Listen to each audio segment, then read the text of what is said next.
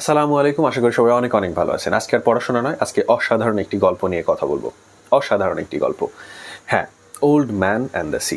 The old man and the sea আসলেই অসাধারণ একটি গল্প হতে পারে। এই গল্পের প্রত্যেকটি ঘটনা আপনি গল্প শোনার পরে আপনি নিজের লাইফের সাথে প্রত্যেকটি ঘটনা রিলেট করতে পারবেন, মেলাতে পারবেন। তো শুরু করা যাক। গল্পটি একেবারে ছোট্ট একটি গল্প। এর শেষে আমি আপনাদের জন্য কিছু প্রশ্ন ছড়িয়ে দেবো এবং আমার দিক থেকেও কিছু ব্যাপার ক্লিয়ার করার চেষ্টা করব। বিষয়টা আপনাকে ভাবাবে। গল্পের শুরুতে দেখা যায়, যেহেতু old man and the sea, এখানে ক্যারেক্টার একেবারেই কম, অল্প কয়েকজন মানুষ। যেমন এই বৃদ্ধ লোকটি, উনি মূলত এখানকার প্রোটাগনিস্ট, সেন্ট্রাল ক্যারেক্টার। তো উনি প্রতিদিন নদীতে, সমুদ্রে জাল ফেলে, সমুদ্রে ছিপ ফেলে মাছ ধরার চেষ্টা করে, বড়শি ফেলে। তো উনি প্রতিদিনই বড়শি ফেলে, কিন্তু কোনোদিনই মাছ পায় না। এবং অনেক সময় দেখা যায় ওর সাথে, এই বৃদ্ধ লোকটার সাথে ছোট্ট একটা বাচ্চা ছেলে, যার নাম মানোলিন। এই ছেলেটা তাকে হেল্প করে। অনেক সময় নৌকা যখন চালায় তখন ছেলেটা অনেক সময় নৌকার দাঁড়টা ধরে রাখে, লোকটা বড়শি ছিপ ফেলে। তো এইভাবে রেগুলার প্রত্যেকটা দিন এই লোকটা নদীতে জাল ফেলে। প্রত্যেকটা দিনই লোকটা নদীতে জাল ফেলে, কিন্তু কোনোদিনই মাছ পায় না। তাতে বাচ্চাটাও খুব একটা অসন্তুষ্ট না, লোকটা খুব একটা অসন্তুষ্ট কিনা সেটা গল্পে ক্লিয়ার করা হয়নি। অবশ্যই অসন্তুষ্ট থাকার কথা, কিন্তু উনি 40 দিন পর্যন্ত মাছ ধরার জন্য বড়শি ছিপ ফেলছে, কিন্তু একটা দিনও কোনো মাছ পায়নি উনি আবারও তারপরের দিন আবারও মাছ ধরার জন্য জাল ফেলে। তবে 40তম দিনের পর থেকে দেখা যায় ওই ছোট বাচ্চাটা তাকে আর হেল্প করতে আসে না, বা তার কাছে আসে না। ছোট বাচ্চাটা তাকে বেশ পছন্দ করতো, কিন্তু বাচ্চাটাকে তার বাবা নিষেধ করেছে। এমনটা না যে বাচ্চাটা তাকে বিশ্বাস করে না, বৃদ্ধ লোকটাকে। বা বৃদ্ধ লোকটার নাম হচ্ছে সান্তিয়াগো। অসাধারণ একটি নাম। পাওলো কোয়েলহোর যারা গল্প পড়েছেন তারা সান্তিয়াগো নামটি চিনেন। তো এই বৃদ্ধ লোক সান্তিয়াগো মাছ ধরতে যায়। 40 দিনের পরে গিয়ে বাচ্চাটাকে তার পরিবার থেকে এই লোকের কাছে আর আসতে দেয় না। এরকমটা হতে পারে যে ব্যর্থ লোককে আসলে কেউ পছন্দ করে না, বাড়ি থেকে বলে যে এই বৃদ্ধ লোক, যার কোনো প্রোডাক্টিভ কাজই নেই, তার সঙ্গে তুমি কেন থাকবে। তো এরকম একটা ঘটনা ঘটে। তো আমাদেরকে দেখানো হয় যে 84 দিন পর্যন্ত এই লোকটি মাছ ধরার চেষ্টা করছে সমুদ্রে। 84 দিন পর্যন্ত কোনো মাছ পায় না। মাছ পাওয়ার ঘটনাটা ঘটে 84 দিনের পরে গিয়ে। এবং ওই দিন হঠাৎ করে উনি বড়শি যখন জাল বলছি আমি বারবার, বড়শির ছিপটা যখন টেনে তোলার চেষ্টা করে, উনি দেখতে পায় যে আসলে অনেক ভারী কিছু একটা ধরেছে তার বড়শিতে। উনি টানাটানি করার চেষ্টা করে বড়শির সুতোটা বেশ মজবুত ছিল, কিন্তু উনি টেনে কোনোভাবেই উঠাতে পারছিলেন না। সমুদ্রের মাছ বড় হওয়াই স্বাভাবিক, কিন্তু এটা খুব বেশিই বড়। হঠাৎ করে উনি দেখতে পান যে পার্পল কালার টাইপের একটা মাছের মাথা, পিছনের অংশ অনেক দূরে ভাবে ছুটে যাচ্ছে, দেখা যাচ্ছে। অর্থাৎ উনি বুঝতে পেরেছেন যে হ্যাঁ, আমার বড়শিতে এই মাছটা ধরছে, অনেক বড় মাছ। উনি যখন দড়ি ধরে টেনে সেটাকে নৌকায় উঠানোর চেষ্টা করছেন, টেনে আনার চেষ্টা করছেন, উনি বারবার চেষ্টা করছেন, পারছেন। একটা সময় উনি দড়িটা এভাবে হাতে পেঁচায় ফেলে, টানতে গিয়ে উনি হাতে ফ্র্যাকচার হয়ে যায়, হাত ভেঙে ফেলে। দেখা যায় যে নৌকার দাঁড়, ওনাকে নৌকার হালটাও ধরতে হবে, আবার মাছটাকেও টেনে উঠাতে হবে।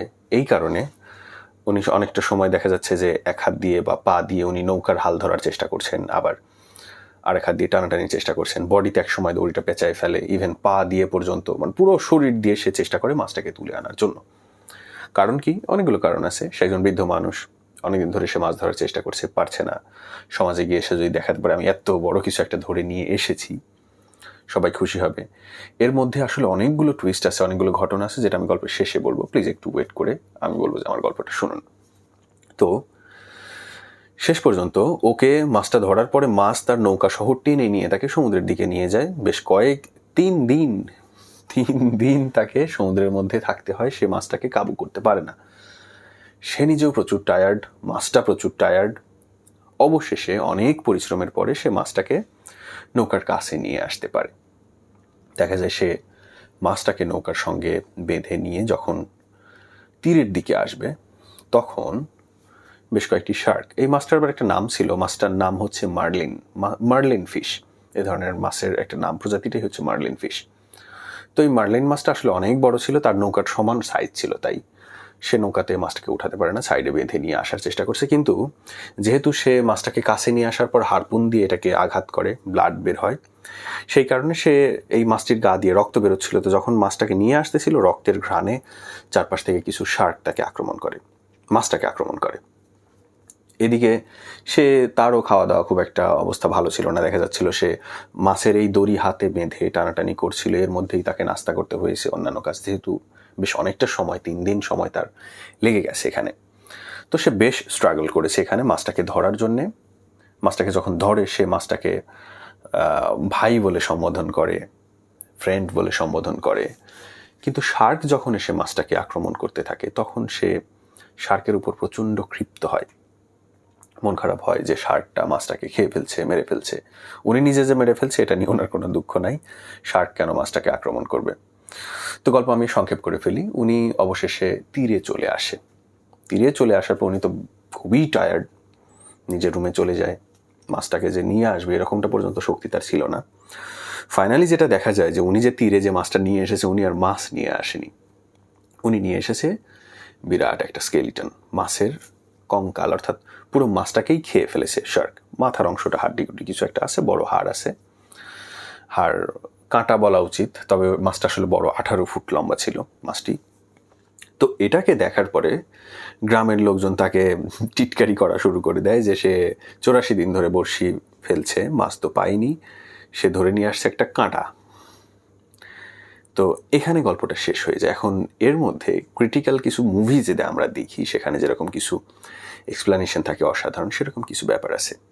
তো আপনাদের কাছে আমার প্রথম প্রশ্ন হচ্ছে, এই লোকটি সফল নাকি ব্যর্থ? এই বৃদ্ধ লোকটি সাকসেসফুল নাকি লুজার? এটার ব্যাপারে আমি নিজেও আমার কিছু মতামত দিব, কিছু ক্রিটিক্সদের মতামত দিব, বইয়ের মতামত দিব। তো দেখুন, এই লোকটি একজন বৃদ্ধ মানুষ হওয়ার পরে মাছটাকে ধরার পরে অনেক দিন ধরে চেষ্টা করে, 84 দিন মাছ ধরতে যাওয়া, একদিনও মাছ পায়নি, আবারও যাচ্ছে। তার মধ্যে কিন্তু স্ট্যামিনা আছে, তার মধ্যে কিন্তু একাগ্রচিত্তে কাজ করার একটা মোটিভেশনস আছে।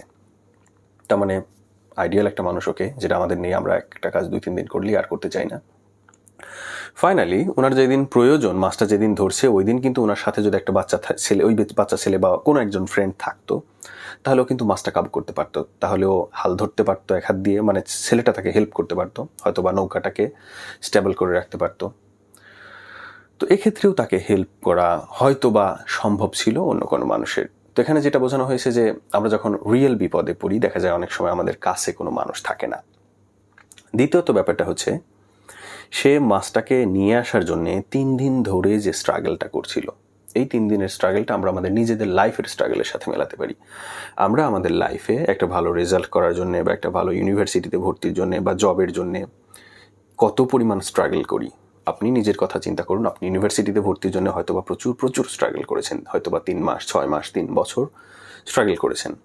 স্ট্রাগল করার পরে আপনি যখন 1 মার্কস, 2 মার্কস বা সামান্য কিছু মার্কসের জন্য আপনি যখন ওই মাছটাকে নিয়ে তীরে আসতে পারবেন না বা ইউনিভার্সিটিতে ফাইনালি অ্যাডমিট হতে পারবেন না, তখন আপনাকে গ্রামের লোকজন, সোসাইটি, পরিবার আপনাকে কি বলবে? লুজার নাকি সাকসেসফুল কিছু একটা? তো এই বৃদ্ধ লোকের ক্ষেত্রে যেটা ঘটে, উনি একদিক দিয়ে কিন্তু আসলে সাকসেসফুল। উনি মাছটাকে ধরছে, সেটাকে উনি নিয়ে বাড়িতে চলে এসেছে, কিন্তু তারপরেও সমাজের চোখে সে একজন হিরো। সে একজন হিরো না, সে একজন লুজার। হেরো, সে সমাজের চোখে একজন লুজার। তো এরকম আমরা আসলে আমাদের জীবনে ডিফিট, পরাজয়টা আসবে, কিন্তু সেই পরাজয়টাকে আমরা প্রত্যেকটা মানুষ আলাদা আলাদাভাবে মিট করি, পরাজয়টাকে মিট করি। একজন মানুষ পরিশ্রম না করেই পরাজিত হয়ে যায়, আর একজন মানুষ প্রচুর পরিশ্রম করে সামান্য একটুর জন্য পরাজিত হয়ে যায়, কিন্তু এই পরাজয়টাও তার জীবনে মানে আরো বেশি দেখা যায় যে তাকে পেইন দিতে থাকে। তো এই বৃদ্ধ লোকটার ক্ষেত্রেও যদি আমরা সেটাই হিসাব করি, সে কিন্তু হাল ছাড়েনি একবারও, নৌকার হালও ছাড়েনি, প্লাস তার লাইফে বা স্ট্রাগলের হালটাও সে ছাড়েনি। সে কিন্তু সর্বোচ্চ পরিমাণ স্ট্রাগল করে গেছে এই মাছটাকে ধরার জন্যে, কিন্তু অবশেষে সে বাড়িতে নিয়ে আসছে কি? একটা কাঁটা, যেটার আসলে সমাজের চোখে যেটার কোনো মূল্য নেই, বাস্তবেই সেটার কোনো মূল্য নেই, কিন্তু উনি কিন্তু একটা বারের জন্যেও তার মনোবল, সাহস হারায়নি। তো সেই দিক থেকে দেখতে গেলে সে যে মাছটাকে শিকার করতে গেছে সেটাকে সে নিয়ে আসতে পেরেছে, কিন্তু সেখানে আদৌ ফল আছে কিনা? একদিক থেকে সে সাকসেসফুল, হ্যাঁ নিয়ে আসতে পেরেছে, কিন্তু তুমি এমন একটা জিনিসে নিয়ে আসলে যেটার আসলে কোনো ভ্যালু নেই, তাহলে কি তুমি লুজার? তুমি আনসাকসেসফুল? তো ব্যাপারটাকে আসলে বেশ কয়েকটিভাবে ব্যাখ্যা করা যায়।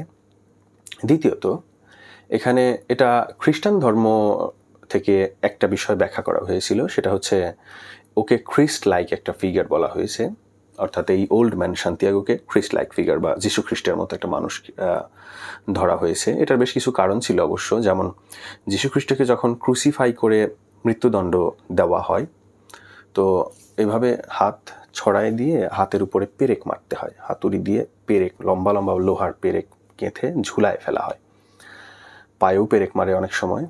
তো যীশু খ্রিস্টকে যখন হাতে পেরেক মারছিল, ওনার হাতের ফ্র্যাকচার হয় আর কি, হাত ভেঙে যায়। এখানে আমরা দেখতে পাই যে এটা অবশ্য যারা পড়াশোনা করছে এটা নিয়ে তাদের জন্য, এটা সাধারণ মানুষের জন্য এটা খুব একটা কাজে লাগবে না।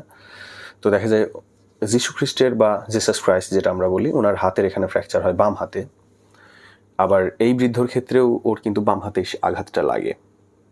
দ্বিতীয়ত দেখা যায় সে মাছটাকে নিয়ে আসার পরে মাছ যদিও কাজে লাগে না, কিন্তু পরদিন থেকে সে তার কাজে আবার লেগে পড়ে। তো এরকম মনোবল কিন্তু আমাদের মধ্যে অনেক সময় নেই। আমাদের থাকলে হয়তো বা অনেক ভালো হতো, যে একটা কাজ আমরা এতদিন দিনের পর দিন করে যাচ্ছি, একটা বড় ধরনের পরাজয়ও হয়ে গেল। সাধারণত এরকম বড় ধরনের পরাজয় হয়ে গেলে আমরা কি করি, আমরা হাল ছেড়ে দিই, আমরা এই কাজটাকে আর কন্টিনিউ করতে পারি না, বা ওই রকম মনোবল নিয়ে আর কাজ করতে পারি না। তো এখানে এই বৃদ্ধ লোকটার কাছ থেকে আমরা বিষয়টা শিখতে পারি যে না, হাল ছাড়া উচিত নয়, আবার আমরা চেষ্টা করলে একদিন একদিন সফলতা আসবে, এটা সবচেয়ে বড় কথা। তো এই গল্পটা আমি চেয়েছিলাম যে আসলেই গল্পের মতো করেই বর্ণনা করতে। আমি জানি না আদৌ গল্পের মতো করে বর্ণনা করতে পেরেছি কিনা, তবে আমি চেষ্টা করব যে ইন্টারেস্টিং গল্পগুলোকে পড়ানোর মতো করে বর্ণনা না করে আসলেই গল্পের মতো করে বর্ণনা করতে। তো জানি না ভিডিওটি তোমাদের ভালো লেগেছে কিনা। যদি ভালো লেগে থাকে তাহলে ভিডিওতে বলবো একটা লাইক দিতে হবে এবং চ্যানেলটি সাবস্ক্রাইব করে রাখতে হবে এরকম ভিডিওস আরও পাওয়ার জন্য। ইনশাল্লাহ পরবর্তীতে আরও কোনো ভিডিওস নিয়ে সামনে আসবো। আল্লাহ হাফেজ।